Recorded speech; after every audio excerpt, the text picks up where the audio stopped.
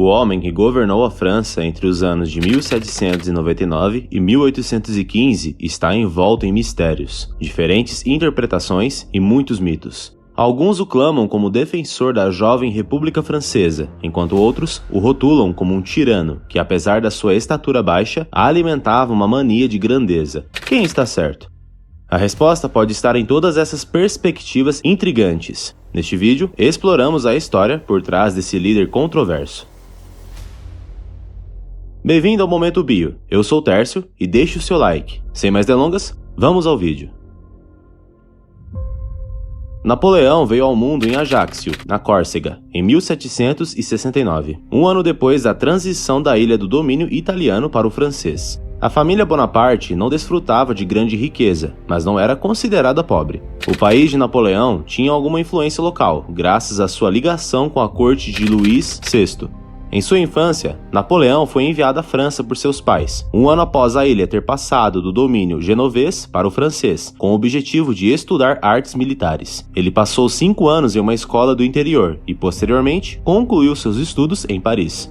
Esses não foram os anos mais alegres da vida de Napoleão. O jovem encontrava dificuldades consideráveis ao aprender francês e era frequentemente alvo de bullying devido à sua origem estrangeira. Após a sua passagem pela Escola Militar de Paris, Napoleão entrou para o exército francês, revelando-se um talento a ser observado de perto. Sua ascensão foi meteórica. Antes de completar 30 anos, já ocupava o cargo de general e recebeu a missão de liderar as tropas francesas contra os austríacos, na região que hoje corresponderia ao norte da Itália. O sucesso da campanha levou Napoleão a forçar a Áustria a assinar um tratado, cedendo à França seus territórios nos Países Baixos e na região hoje considerada a Itália. Dizem que, nessa ocasião, quando o imperador austríaco expressou a sua intenção de reconhecer a República Francesa, Napoleão teria afirmado: "A República não necessita de reconhecimento, ela existe como o sol no céu, azar daqueles que não veem."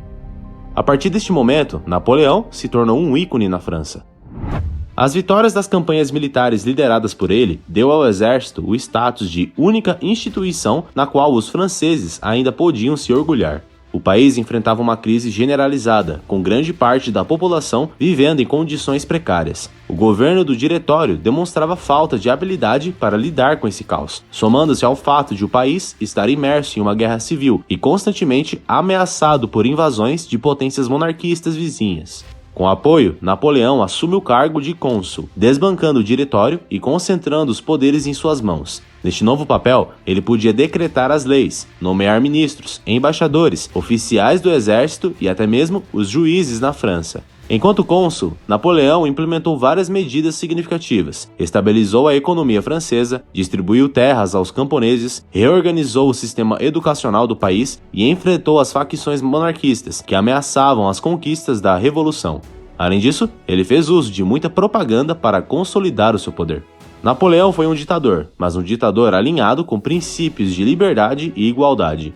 Um marco significativo de sua gestão foi a criação do Código Civil Napoleônico, que aboliu encargos feudais, promoveu a liberdade religiosa, estabeleceu a separação entre igreja e Estado e afirmou a igualdade entre os cidadãos perante a lei.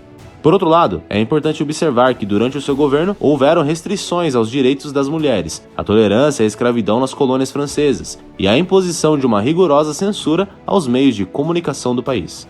Com o passar do tempo, apenas o consulado não era mais suficiente para Napoleão. Em 1804, ele se tornou o imperador dos franceses, ou melhor, ele mesmo se coroou como imperador. Seu poder alterou completamente o mapa da Europa. A França entrou em conflito com a Inglaterra, seu principal rival, bem como a Áustria, Prússia e Rússia.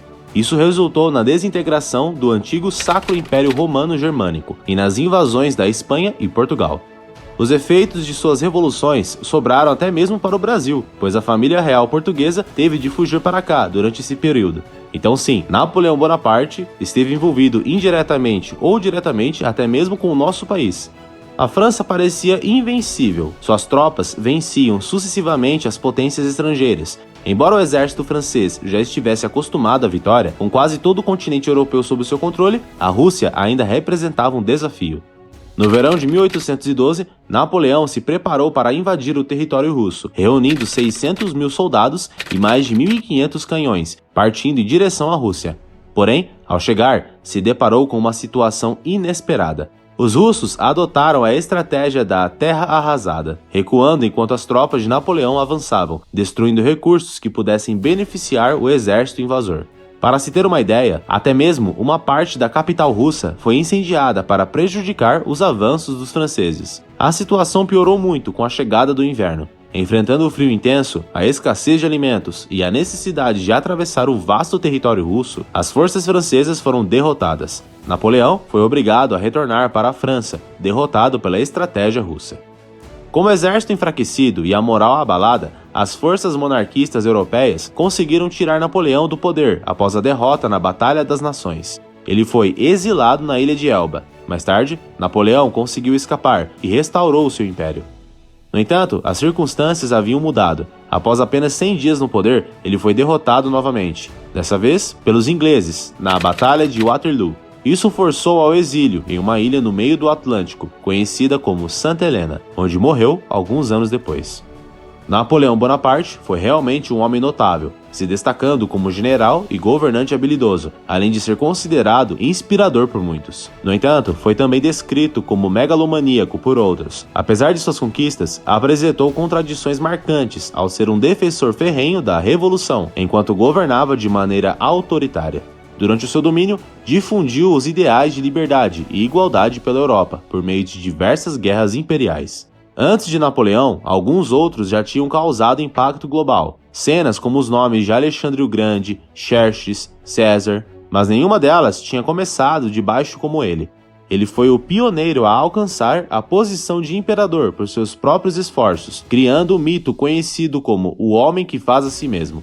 Avaliar se o seu impacto foi positivo ou negativo é difícil, mas uma coisa é certa: depois de Napoleão, a Europa nunca mais foi a mesma. Comente abaixo quem você quer ver nos próximos vídeos aqui do canal. Se você tiver gostado do vídeo, deixe um gostei abaixo e se inscreva. Não se esqueça também de ativar as notificações. Um abraço e até o próximo vídeo.